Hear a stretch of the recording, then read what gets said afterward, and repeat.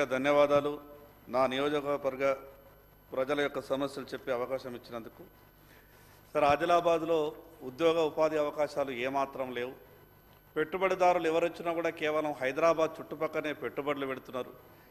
ఉన్నటువంటి ఆదిలాబాద్లో గతంలో రేణుకా సిమెంట్ కంపెనీకి అని సున్నపురాయి గనులు లీజులు ఇచ్చిండ్రు.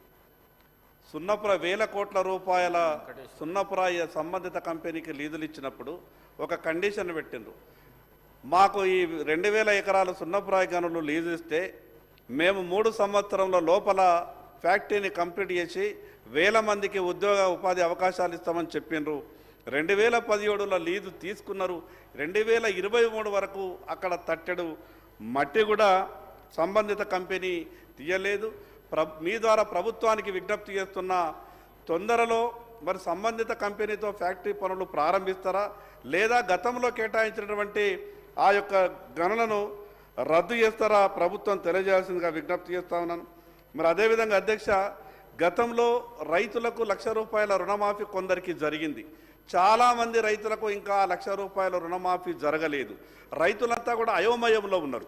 కొత్తగా వచ్చినటువంటి ప్రభుత్వం గతంలో మాఫీ కానటువంటి రైతులకు మరి ఆ యొక్క మాఫీ వర్తిస్తుందా, లేదా కొత్తగా మేమిచ్చినటువంటి హామీ కాదని కొత్తగా వచ్చినటువంటి ప్రభుత్వం ఏమైనా చెప్పదలుచుకుంటుందా?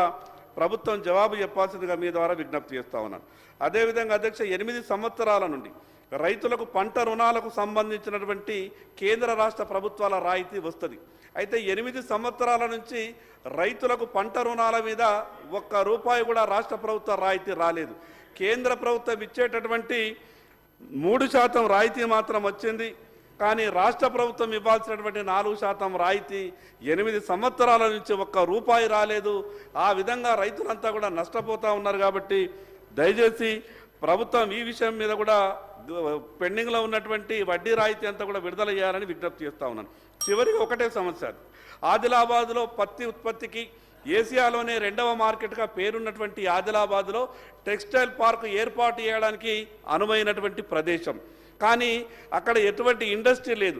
టెక్స్టైల్ పార్క్ అనౌన్స్ అయిన తర్వాత మేము ఆశపడ్డాం ఆదిలాబాద్లో టెక్స్టైల్ పార్క్ ఏర్పాటు చేస్తారని.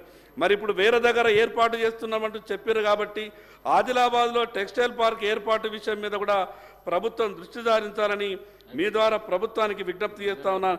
చివరిగా ఒకటి సార్, ఆదిలాబాద్లో భగీరథకు సంబంధించినటువంటి వారం రోజులకు ఒకసారి మాత్రమే నీళ్ళు వస్తున్నాయి. లోకల్గా ఉన్నటువంటి గ్రామ పంచాయతీలలో ఉన్నటువంటి ఈ వాటర్ రిసోర్స్ అంతా కూడా దాని కొలాప్స్ అయిపోయినాయి. ఈ భగీరథ విషయంలో మరి ఆల్టర్నేట్గా ఏదన్నా ఉండాలా సార్? కేవలం 100 కిలోమీటర్ల దూరం నుంచి వచ్చేటటువంటి భగీరథ మీద భరోసా పెట్టుకుంటే ఎక్కడనో ఏదో ఇబ్బందులు వస్తున్నాయి, వారం నీళ్ళు వస్తలేవు. కాబట్టి ఈ విషయం మీద కూడా ప్రభుత్వం తగు చర్యలు తీసుకోవాలని మీ ద్వారా ప్రభుత్వానికి విజ్ఞప్తి చేస్తున్నాం సార్. Thank you sir. అధ్యక్ష, నోటెడ్. కృష్ణమోహన్ రెడ్డి గారు.